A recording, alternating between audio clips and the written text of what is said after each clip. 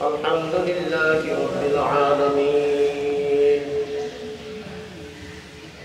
والصلاة والسلام على رسوله من لا نبي محمد وعلى آله وأصحابه أجمعين.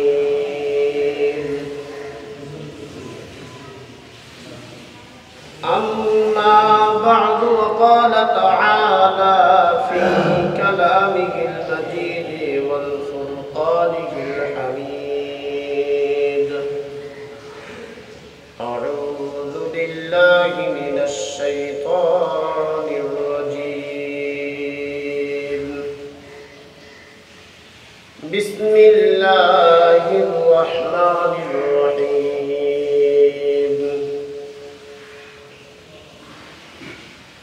واذكر في الكتاب إبراهيم إنه كان صديقا نبيا إذ قال لأبيه يا أبت لم تعبد ما لا يسمع ولا يبصر ولا يغني عنك شيئا يا أبت إني قد جاءني من العلم ما لم يأتك فاتبعني أهدك صراطا سويا. صدقت يا ربنا. وقال رسول الله صلى الله عليه وسلم: لا يؤمن أحدكم حتى أكون أحب إليه من والده وولده والناس أجمعين. وقال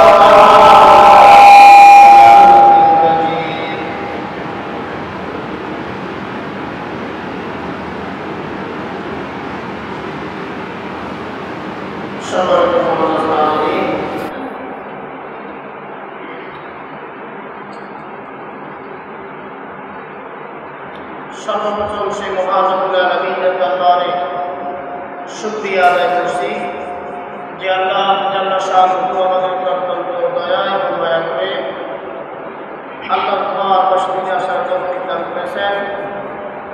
এই জন্য সেই মহান মুনিবের দরবারে আমরা শুকরিয়া আদায় করি। আলহামদুলিল্লাহ। লক্ষ কোটি দুরূদ সালাম খুশি ও বরকত আমাদের প্রিয় নবী জনাব রাসূলুল্লাহ সাল্লাল্লাহু আলাইহি ওয়াসাল্লাম। সম্মানিত উপস্থিতি, ভূমিকায় বেশি কথা বলবো না, আমি ধারাবাহিকভাবে আলোচনা করতেছি আমাদের জাতির পিতা হযরত ইব্রাহিম আলাইহিস সালামের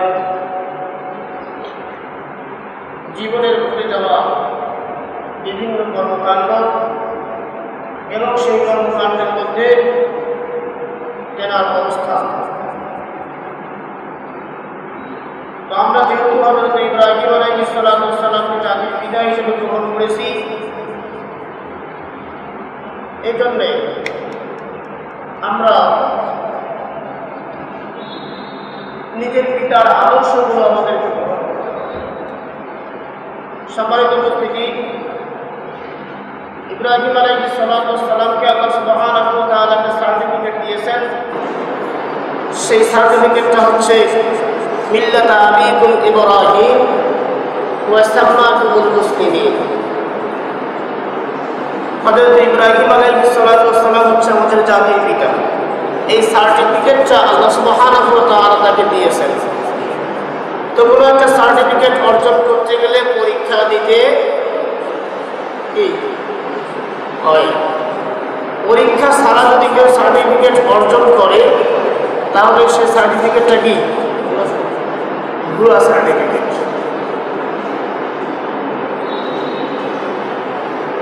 তো বর্তমান পৃথিবীর জমিনে অসংখ্য অগণিত মানুষ আছে যারা কর্ম না করে কৃতিত্ব অর্জন করতে চায়, যুদ্ধ না করেও যুদ্ধ হতে চায়, পিতা না হলেও পিতা হতে চায়, আমল না থাকলেও আমল বলা হতে চায়, ইলম না থাকলেও বড় আলেম হতে চায়, মুফতি না হয়েও কিন্তু ফতোয়া দিয়ে দেয়। সম্মানিত উপস্থিতি, তো আমাদের জাতির পিতা হযরত ইব্রাহিম আলাইহিস সালামকে আল্লাহ সুবহানাহু ওয়া তাআলা মায়ের গর্ভে থাকা থেকে শুরু করে মৃত্যুর আগ পর্যন্ত পরীক্ষা নেন। ইব্রাহিম আলাইহিস সালাম এই জীবনী তালাশ করলে আমরা দেখতে পাই তার দুইটি জীবন পাওয়া যায়। আল্লাহ রাব্বুল আলামিন হযরত ইব্রাহিম আলাইহিস সালাম এর জীবনী, ইব্রাহিম আলাইহিস সালাম দুইটি জায়গায় বসবাস করেছেন। একটি হচ্ছে ব্যাবিলন শহর, যাকে বর্তমান বাবেল শহর বলা হয়, ইরাকের বাবেল শহর, যেটি ইরাকে অবস্থিত। ইরাক থেকে ৮০ থেকে ৮৫ কিলো উত্তর পশ্চিম দক্ষিণ পশ্চিম। আল্লাহ সুবহানাহু ওয়া তাআলা বাবেল জীবন, এই বাবেল জীবনেও ইব্রাহিম আলাইহিস সালামের কিছু পরীক্ষা ছিল। আরেকটি জীবন ছিল, সেটি হচ্ছে কেনআনী জীবন। কেনআন নামে একটি শহর, সেখানেও তিনি জীবনযাপন করেছিলেন। আমরা ধারাবাহিকভাবে আলোচনা করতেছি যে হযরত ইব্রাহিম আলাইহিস সালাম তার পিতা এবং তার মূর্তি পূজারী কওমদের সাথে কথা বলতেছিলেন। এই সময় পর্যন্ত এসেছে। পিতার পক্ষ থেকে, তার পিতাকে যখন কথাগুলো বলতো, তার পিতার পক্ষ থেকে একটা জবাব এসেছিল। এবং যখন ইব্রাহিম আলাইহিস সালামকে সবাই যখন ত্যাগ করেছে, তখন তিনি একাকী মাঠে নেমেছিলেন। আসি আমরা ধারাবাহিকভাবে সেই দিকে এগোচ্ছি। সম্মানিত উপস্থিতি, গত যুগের কিছু কথা আমি স্মরণ করে দিয়ে আমি আমার আলোচনার সামনে দিতে চাই। আল্লাহ রাব্বুল আলামিন বলেন, ওয়াযকুর ফিল কিতাবি ইব্রাহিম, তোমরা ইব্রাহিম আলাইহিস সালামের বর্ণিত ঘটনাগুলো আলোচনা করো।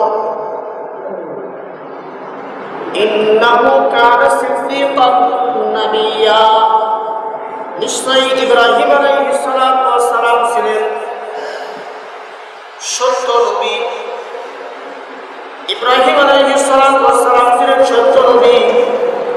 তোমরা তার ঘটনাগুলো বর্ণনা করো। ইব্রাহিম আলাইহিস সালাম যখন তার পিতাকে বলল, ইয়া আবাতি, হে সম্মানীয় পিতা, লিমা তা'বুদু মা লা ইয়াসমাউ, তোমরা কেন এদের ইবাদত করো যারা তোমাদের কোনো কথা শ্রবণ করে না, ওয়ালা ইউবসিরু, এবং তারা তোমাদের কোনো কথা শ্রবণ করে না এবং দেখে না, ওয়ালা ইউগনি আনকা শাইআ, আর তোমাদের কোনো প্রয়োজন এই সমস্ত মূর্তিগুলো পূরণ করতে পারে না। আল্লাহ রাব্বুল আলামিন ইব্রাহিম আলাইহিস সালামের আরেকটি কথা রেকর্ড করে দিচ্ছেন। তার পিতাকে বলল, ইয়া আবাতি ইন্নী ক্বাদ জাআনি মিনাল ইলমি মা লাম ইয়াতিকা ফাত্তাবি'নি আহদিকা সিরাতান সাবিয়্যা। ইব্রাহিম আলাইহিস সালাম বললেন, হে আমার সম্মানিত পিতা, ইন্নী ক্বাদ জাআনি, নিশ্চয়ই আমার নিকট যে জ্ঞান এসেছে, অর্থাৎ ইব্রাহিম আলাইহিস সালাম যাহা বুঝতেছে, একাকী ধ্যান করে, চিন্তা করে, গবেষণা করে যা জ্ঞান তার মধ্যে উপনীত হয়েছে। অনেক সময় পিতার চাইতে সন্তান কিন্তু বেশি জ্ঞানী হয় কিনা? পিতা অনেক সময় ভুল করে, সন্তান তাকে ভুল থেকে শুধরাইয়া দিতে হবে। এরকম ইব্রাহিম আলাইহিস সালামের আদর্শ তাই। ইব্রাহিম আলাইহিস সালাম তার পিতাকে বলল, হে আমার পিতা, আমার নিকট যে জ্ঞান এসেছে, এরকম জ্ঞান মা লাম ইয়াতিকা, আপনার নিকট কিন্তু আসে নাই। অর্থাৎ তোমাদের এই মূর্তি পূজা তোমরা যেমন করে করতেছো, নিজ হাতে তৈরি করে আবার তাদেরকে রং লাগাইয়া সুন্দর করে কোনো আকৃতি দিয়া এই সকল মূর্তির সামনে যে তোমরা মাথা নত করতেছ, এটি আমি যাহা বুঝতেছি তোমরা কিন্তু তাহা বুঝতেছ না। আমি যাহা বুঝতেছি আমার যাহা জ্ঞানে বলতেছে, তোমাদের জ্ঞান কিন্তু সেই জায়গায় কাজ করতেছে না। আমাকে যে জ্ঞান দেওয়া হয়েছে, আমি যে জ্ঞান পেয়েছি, আমি যে জ্ঞানের অধিকারী হয়েছি, আপনারা কিন্তু সেই জ্ঞানের অধিকারী হন নাই। সুতরাং এই মর্মে আপনাদেরকে করতে হবে কি, ফাত্তাবিউনি আহদিকা সিরাতান সাবিয়া। সুতরাং আপনি কি করেন, ফাত্তাবিউনি, আমার অনুসরণ করুন, আমার অনুগত হয়ে যান, আহদিকা সিরাতান সাবিয়া, আমি আপনাকে সঠিক পথ দেখাইয়া দিব। সুবহানাল্লাহ। তাহলে এই পথ, সঠিক পথ দেখাইয়া দিতে চাইলেন ইব্রাহিম আলাইহিস সালাম কাকে? তার পিতাকে। এরপরে বললেন, ইয়া আবাতি লা তা'বুদুশ শাইতান, ও আমার সম্মানিত পিতা, আপনারা যে এই মূর্তি বানাইয়া ইবাদত করতেছেন, নিজের রব লাগাইলেন, নিজেই তৈরি করলেন, উপরন্তু এই মূর্তিগুলোর স্রষ্টা আপনার হওয়া দরকার ছিল, কিন্তু তা আপনার উল্টো আপনার স্রষ্টা হয়ে গেল এই মূর্তিগুলো। আসলে এগুলো মূর্তি টুর্তি কিছুই নয়, এগুলো হচ্ছে শয়তান। এই জন্য ইব্রাহিম আলাইহিস সালাম বললেন, ইয়া আবাতি লা তা'বুদুশ শাইতান, তোমরা শয়তানের ইবাদত করিও না। ইব্রাহিম আলাইহিস সালাম তার পিতাকে বলল, বাবা, একটা মূর্তির আকৃতি দিলা, এই মূর্তির আকৃতি দিয়ে তোমার ঘরে লটকাইয়া রাখলা, কিংবা তোমার বাড়ির পাশে রাখলা, কিংবা রাস্তার মোড়ে বসাইয়া রাখলা, বিভিন্ন ভাবে যে মূর্তিগুলো রাখলা, এগুলো কিন্তু তোমার হাতের মূর্তি বানা, ঠিক আছে, কিন্তু এগুলো হচ্ছে শয়তান, আর এই শয়তানদের ইবাদত তোমরা করিও না। কে বললো? আজও কিন্তু পৃথিবী জুড়ে দেখা যায় বিভিন্ন জায়গায় বিভিন্ন ভাবে মূর্তি, কোথাও অর্ধউলঙ্গ মূর্তি, কোথাও পুরোউলঙ্গ মূর্তি, আছে না নাই? সুতরাং এই মূর্তিগুলোকে এইভাবে করে আস্তে আস্তে শয়তান সেখানে বসাবে যে এক সময় মূর্তিদেরকে সেজদা দেওয়া পর্যন্ত নামাজ হয়ে যাবে। ঠিক যেমন নিয়ে এসেছিল নমরুদের সময়। নমরুদের সময় কিন্তু একেবারে তাড়াতাড়ি করে কিন্তু তারা মূর্তিকে সেজদা দেয় নাই। একটা পর্যায়ে তারা কি করত, ক্ষমতার যখন উচ্চ আসনে সমাসীন হয়ে যেত, তখন তারা বিভিন্ন অঞ্চলের বিভিন্ন রকম নাম দিত। যেমন আমাদের ইউনিয়ন পরিষদের নাম, ইউনিয়ন পরিষদের যিনি প্রধান তার নাম কি? চেয়ারম্যান বলে আখ্যায়িত করি। আমাদের ওয়ার্ডের যাকে নির্বাচিত করেছি তাকে মেম্বার বলি। এরপরে উপজেলা পরিষদের চেয়ারম্যানকে আমরা উপজেলা পরিষদের চেয়ারম্যান বলি। এবং গোয়ার এবং ডিমলা দুইটা আসলে দুইটা থানা মিলে যে একটা নির্বাচন হয়েছে তাকে কি বলি? এমপি বলি। এইরকম করে আস্তে আস্তে আস্তে আস্তে পর্যায়ক্রমে আমাদের প্রধানমন্ত্রী পর্যন্ত আছে না নাই? ওই নমরুদের সময়ও কিন্তু এরকম করে আস্তে আস্তে একটা পর্যায়ে তারা নমরুদ পর্যায়ে পৌঁছে গিয়েছিল, ফেরাউন পর্যায়ে পৌঁছে গিয়েছিল।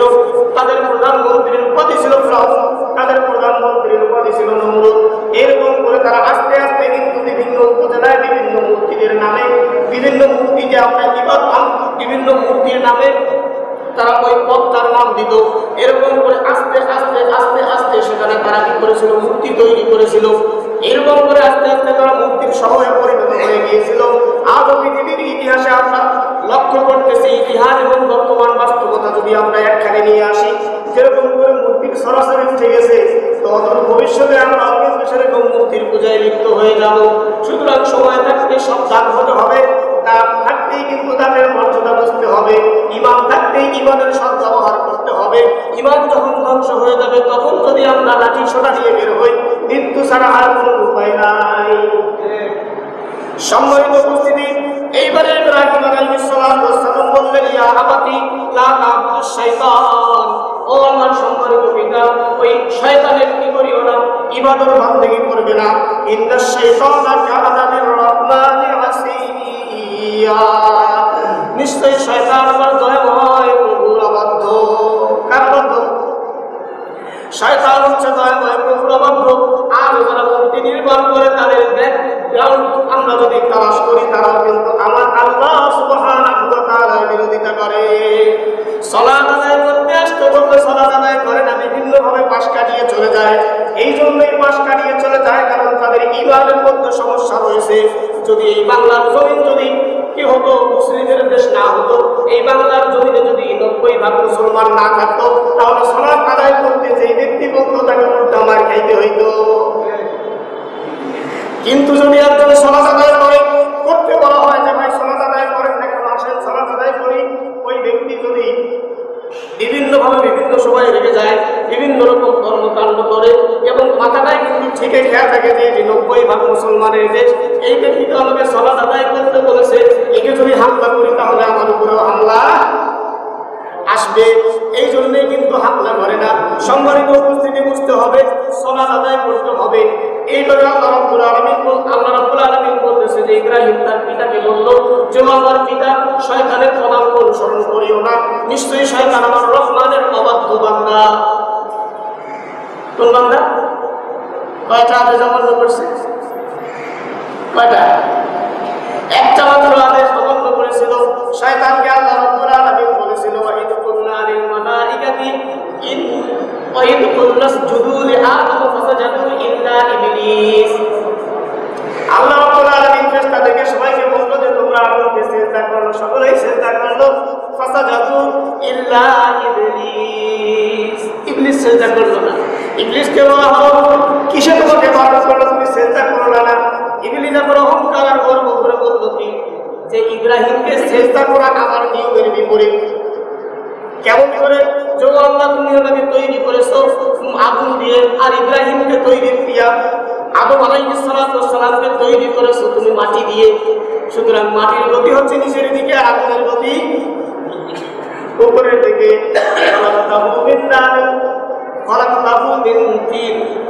আপনি আপনি আপনি আমাকে তৈরি করেছেন আগুন থেকে, আর আর তাকে তৈরি করেছেন কি থেকে? মাটি থেকে। সুতরাং উচ্চগামী জিনিস কখনো নিম্নগামী জিনিসের নিকট মাথা নত করতে পারে না।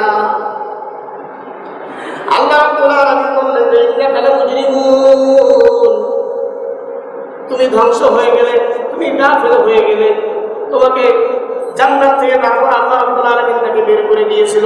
সম্মানিত উপস্থিতি, সেই দিকে উদ্দেশ্য নয়, উদ্দেশ্য হচ্ছে যে শয়তান যে আমাদের শত্রু ওইখান থেকেই শুরু হয়ে গিয়েছিল।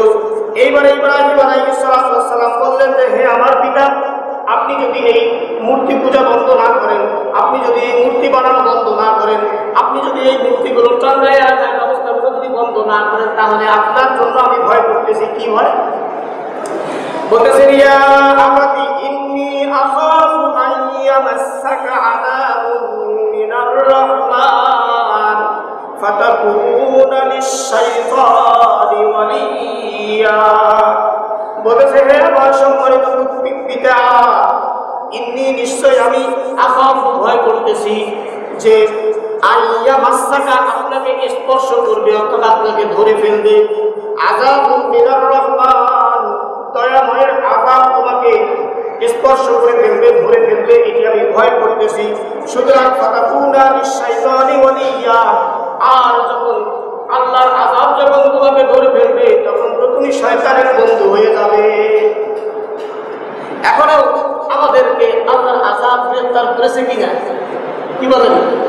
আল্লাহর আযাব থেকে রক্ষা পাওয়ার জন্য চতুর্দিকে ছুটতেছি আর বিভিন্ন জায়গা থেকে বিরত থাকার চেষ্টা করতেছি, ঠিক কিনা? এখন এই বিরত থাকতে থাকতে মসজিদ থেকেও বিরত থাকতেছি, ঠিক কিনা? মসজিদ আসাও বন্ধ করে দিয়েছি। এখন যারা সালাত আদায় করে না তাদেরকে এখন বলেন সালাত আদায় করে ভাইরাসটা দাও, ভাইরাসটাকে শেষ হোক তারপর যাই, ততদিন যে বেঁচে থাকবো তার কি গ্যারান্টি? সম্মানিত উপস্থিতি, আল্লাহ রাব্বুল আলামিন এরপরে ইব্রাহিম আলাইহিস সালামের পিতা এবং সমস্ত রকম কথাবার্তা শুনল। এখন বাপকে যদি বেটা জ্ঞান দেয় তাহলে বাপ রাগ হবে নাকি?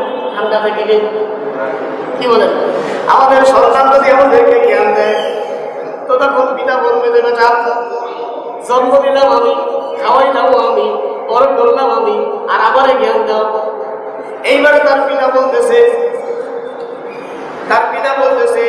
ক্বালা আরাগিবু আনতা আন আলিহাতি ইয়া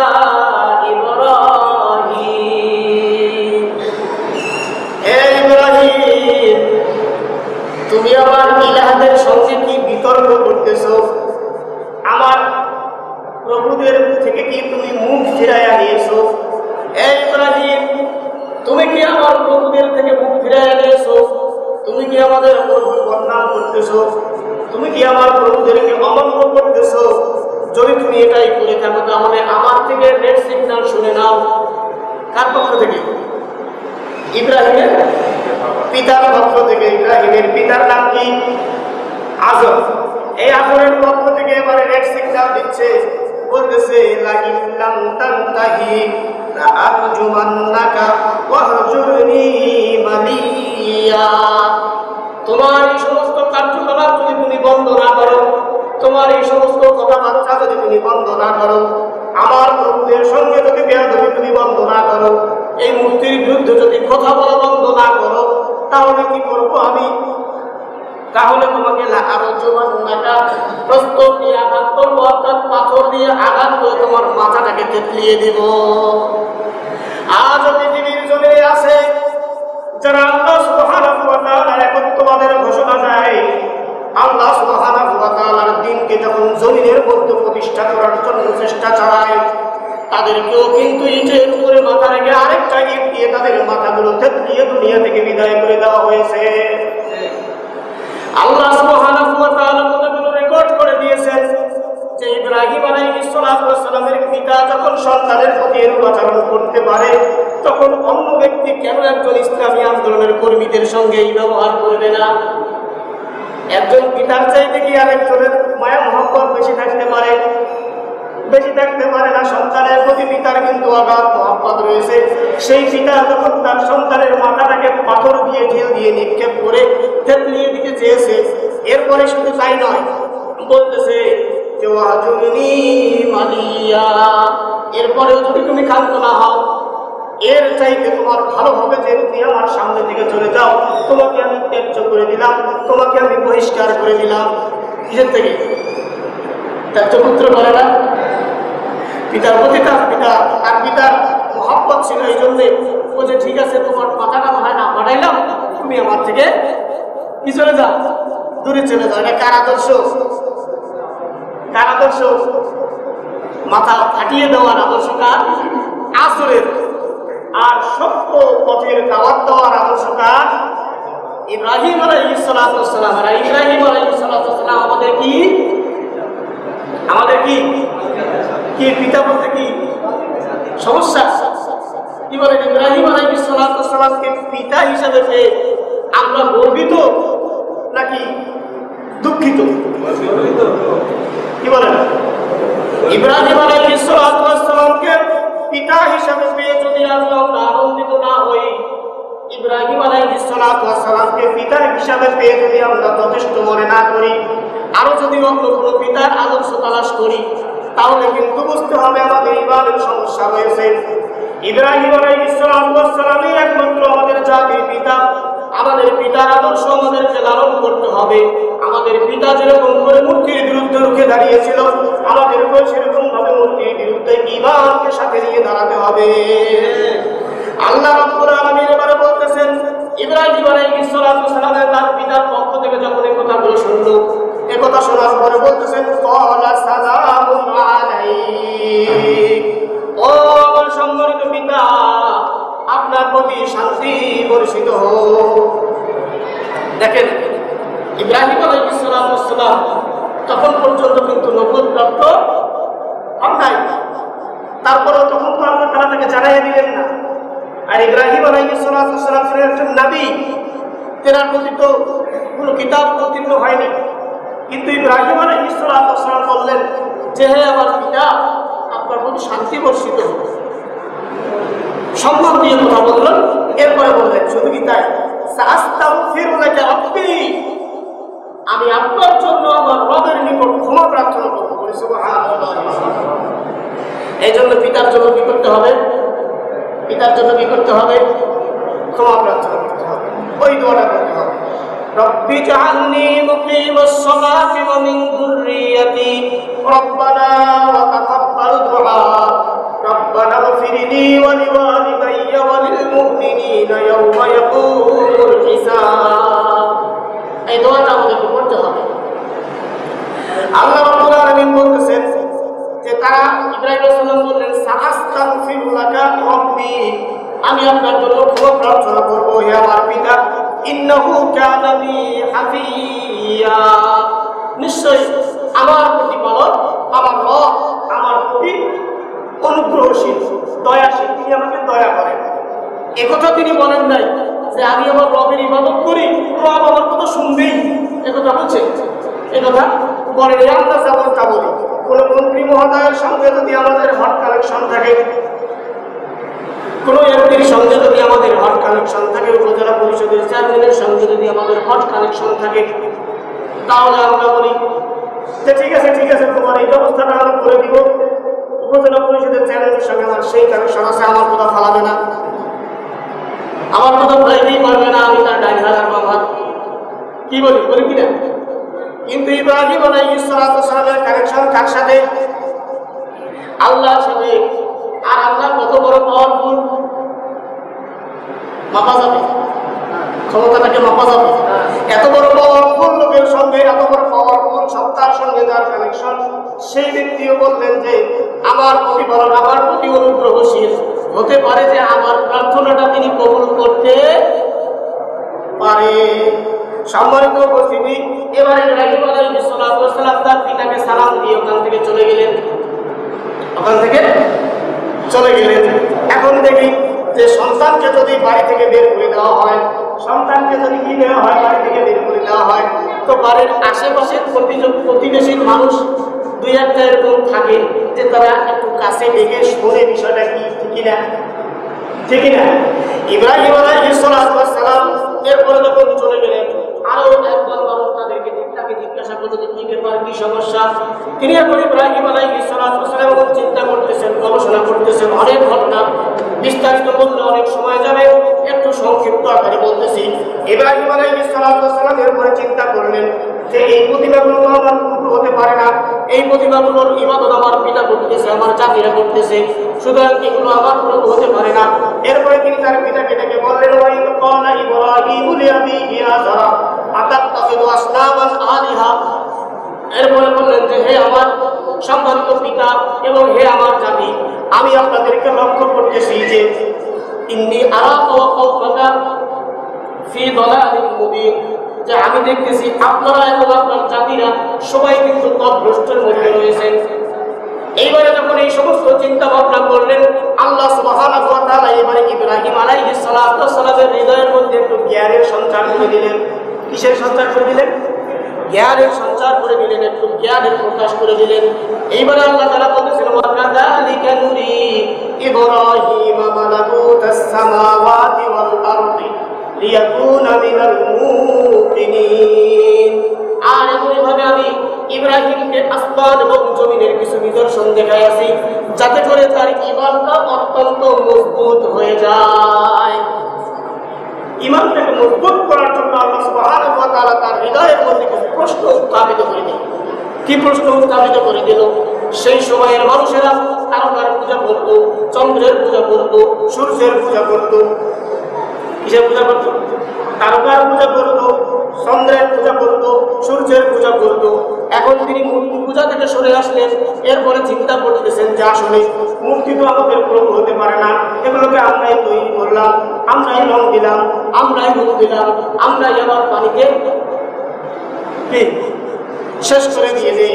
এরপরে বলতেছে এরা তো আমার প্রভু হতে পারে না, তাহলে ওই সম্প্রদায়রা যে তারকার পূজা করতেছে চিন্তা করি।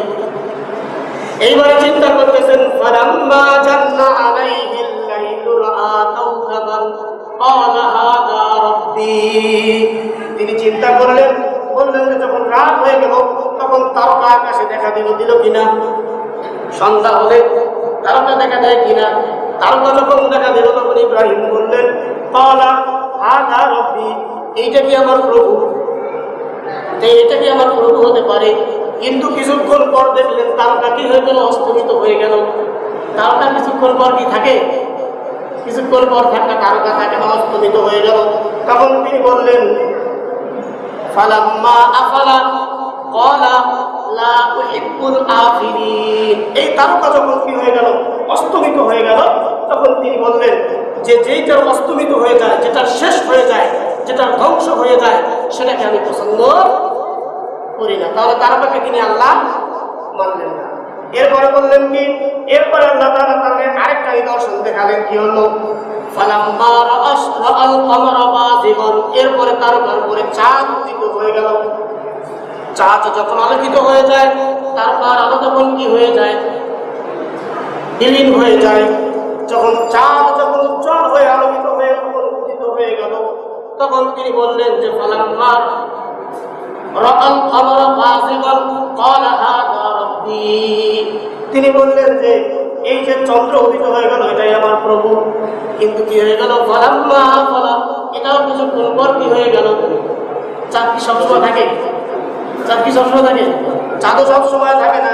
এখন চাঁদ যখন বিলীন হয়ে গেল, তখন তিনি বললেন ক্বালা লাইন লাম ইয়াহদিনি রাব্বী লাকুনান্না মিনাল কওমিদ দাল্লিন, আমি মনে করতেছি যে লাইন লাম ইয়াহদিনি, আমি সৎপথ প্রাপ্ত হব না, আমি আমার দিশা পাবো না।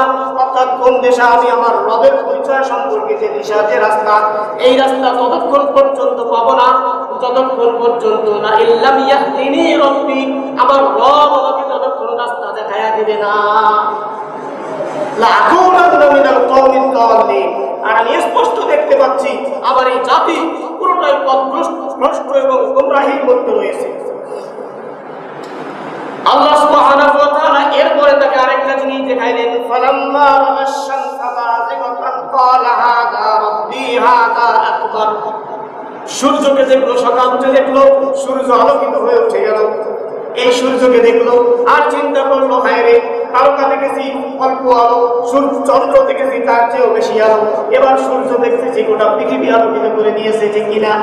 রাতে চন্দ্র উদিত হয় কিন্তু আমাদের লাইটের দরকার হয় কিনা, কিন্তু দিনের মধ্যে সূর্য উদিত হলে লাইট অফ করে দিয়ে দিয়েছে কিনা। আল্লাহ রাব্বুল আলামিন এবারে তাকে দেখাইলেন এবং এইবারে তিনি চিন্তা করতেছেন, হাযা রব্বী, এটা আমার আল্লাহ, এবং হাযা আকবার, এবং এটা আমার বড় আল্লাহ। কেমন আল্লাহ? বড় আল্লাহ, এটাই সবচেয়ে বড়। কিন্তু কি হয়ে গেল, ফালাম্মা আফালা, অতঃপর যখন সূর্য সন্ধ্যা হয়ে যায়, তখন সূর্যের অবস্থা কি হয়ে যায়, সূর্য যখন অস্তমিত হয়ে যায়, তখন তিনি বললেন ফালাম্মা আফালা ক্বালা ইয়া কওমি ইন্নী বারিউম মিম্মা তুশরিকুন। এইবার তিনি দেখলেন সূর্য যখন অস্তমিত হয়ে গেল, সূর্য যখন ডুবে গেল, তখন তিনি তার কওমকে, তার জাতিকে ডাক দিলেন, ইয়া কওমি, হে আমার সম্প্রদায়, ইন্নী বারিউম, নিশ্চয় আমি লক্ষ্য করতেছি যে মিম্মা তুশরিকুন, তোমরা কি করতেছো, শিরকের মধ্যে রয়েছো। কিসের মধ্যে? শিরকের মধ্যে তোমরা রয়েছো। এরপর ইব্রাহিম আলাইহিস সালাতু ওয়াস সালাম একটা ঘোষণা দিলেন, এই ঘোষণাটা আমরা যাই নামাজে দাঁড়িয়ে করি, ইন্নী ওয়াজ্জাহতু ওয়াজহিয়া লিল্লাযী ফাতারাস সামাওয়াতি ওয়াল আরদা হানিফাও ওয়া মা আনা মিনাল মুশরিকিন, আমি আমার চেহারাকে একনিষ্ঠভাবে ফিরে আনিলাম, ওয়াজ্জাহতু ওয়াজহিয়া লিল্লাযী, ওই সত্তার দিকে ফিরে আনিলাম যেই সত্তা আসমান এবং জমিন তৈরি করেছে। ওই বাবার 10 হাতের মূর্তির দিকেও আর আমার চেহারা নেব না, ওই 5 হাত মূর্তির দিকেও আর চেহারা নেব না, সুন্দর মূর্তির দিকেও আর চেহারা নেব না, কালো মূর্তির দিকেও আর চেহারা নেব না, তারকার দিকেও আর মুখ ফিরাবো না, চন্দ্রের দিকেও মুখ ফিরাবো না, সূর্যের দিকেও মুখ ফিরাবো না, মুখ ফিরাবো একমাত্র সেই সত্তার নিকটে যিনি আসমান এবং জমিন তৈরি করেছে। আমরা নামাজে দাঁড়িয়ে বলি কিনা? যদিও এটা বলা দরকার ছিল তাকবীরে তাহরিমা বলার পর, এটা আমরা টানিয়ে নিয়ে আসছি তাকবীরে তাহরিমা বলার আগে, ঠিক না? যায় নামাজে চলা, তাই ওখানে মতানৈক্য আসে, পার্থক্য, কিন্তু সঠিক কথা এটি হচ্ছে যে নিয়ত করার পরে এটি করা উচিত। সমাজ আল্লাহ সুবহানাহু ওয়া তাআলা এগুলো যখন দেখাইয়া দিলেন, এরপরে তিনি তারকা পূজারীদের বললেন যে তারকা পূজারীরা শোনো, তোমরা শিরকের মধ্যে আসো, চন্দ্র পূজারীরা তোমরাও শোনো, তোমরাও শিরকের মধ্যে আসো, সূর্য পূজারীরা তোমরাও শোনো, তোমরাও শিরকের মধ্যে আসো। এই সমস্ত কথাবার্তা যখন বললেন, তখন সকলে ইব্রাহিম আলাইহিস সালাতু ওয়াস সালামের বন্ধু লাগলেন নাকি শত্রু হলেন? কি হলেন? শত্রু হয়ে গেল। এইবার ইব্রাহিম আলাইহিস সালাতু ওয়াস সালাম একাকী এখন দাওয়াত দেওয়া শুরু করলেন। এখন আমরা মনে করি যে আমি একাই কি করিব, চুপ করে থাকি। কিন্তু যোগ্যভাবে যোগ্য সন্তান হলে একজন হলেও কিন্তু সত্য কথা বলতে হবে। এখন আমরা বলি যে যেই পাইলে পানি পড়ে ওই পাইলে ছাতা ধরো, বলি কি না? যে পানি যেমনি পড়ে অমনি ছাতা ধরো। বর্তমান প্রেক্ষাপট কি বুঝেন না? কি বলেন? ইব্রাহিম আলাইহিস সালাতু ওয়াস সালামের সন্তানদের আদর্শ কিন্তু সেটা নয়। যদি এই আদর্শ থেকে আমরা পিছপা হয়ে যাই আর যেই দিকে পানি পড়ে ওই দিকেই ছাতা ধরি, তাহলে ইব্রাহিমের যোগ্য সন্তান হিসাবে পরিচয় দিতে পারবো না। ওই যে ভারতের কোন শিল্পী গাড়ি গানটা মনে পড়ে গেল যে যদি তোর ডাক শুনে কেউ না আসে তবে একলা চলবে। অর্থাৎ আমার ডাকে কে আসলো আর কে আসবে না সেটা আমার পিছনে ফিরে তাকানোর সময় নাই। আমাকে আমার জান্নাতের রাস্তার দিকে ছুটতে হবে। আর জান্নাতের রাস্তার দিকে ছুটতে গেলে যেই দিকে পানি ওই দিকে ছাতা ধরা যাবে না। ছাতা ধরতে গেলে একটু জ্ঞান থাকা দরকার। সম্মানিত উপস্থিতি, আল্লাহ সুবহানাহু ওয়া তাআলা আমাদেরকে হযরত ইব্রাহিম আলাইহিস সালাতু ওয়াস সালামের আদর্শ লালন করার তৌফিক দান করুন। ওয়া মা তাওফীকি ইল্লা বিল্লাহ আলাইহি তাওয়াক্কালতু ওয়া ইলাইহি উনীব। আগামী জুমায় যেহেতু আমাদের পবিত্র ঈদুল আজহা সামনে চলে এসেছে, ঠিক কিনা? মাঝেতে আর একটা জুমা আমরা পাবো ইনশাআল্লাহ। এই জুমায় আলোচনা হবে হযরত ইব্রাহিম আলাইহিস সালাতু ওয়াস সালাম এবং ইসমাঈল আলাইহিস সালাতু ওয়াস সালামের মধ্যে যেই ঘটনাটার কারণে আমরা কুরবানি দেই, কোন প্রেক্ষাপটে এই ঘটনাটা ঘটলো, আগামী জুমায় ইনশাআল্লাহ সবিস্তারে আলোচনা করার চেষ্টা করব। ততদিন পর্যন্ত আল্লাহ সুবহানাহু ওয়া তাআলা আমাদেরকে হায়াতুত তাইয়্যিবা দান করুন, সকলকে সুস্থ রাখুন। সকলে বলি আল্লাহুম্মা আমিন। ওয়া আখিরু দাওয়ানা আলহামদুলিল্লাহি রাব্বিল আলামিন। আসসালামু আলাইকুম ওয়া রাহমাতুল্লাহ। আর ইব্রাহিম আলাইহিস সালামের বাকি যে আলোচনাগুলো আছে ইনশাআল্লাহ আমরা ঈদের পরে ধারাবাহিকভাবে ওনার জীবনের সকল বিষয়গুলো আলোচনা করবো ইনশাআল্লাহ। সকল বিষয়গুলো আমাদেরকে শুনতে হবে, আমাদেরকে জানতে হবে, আর ইব্রাহিমের যোগ্য সন্তান হিসেবে পরিচয় দিতে হবে।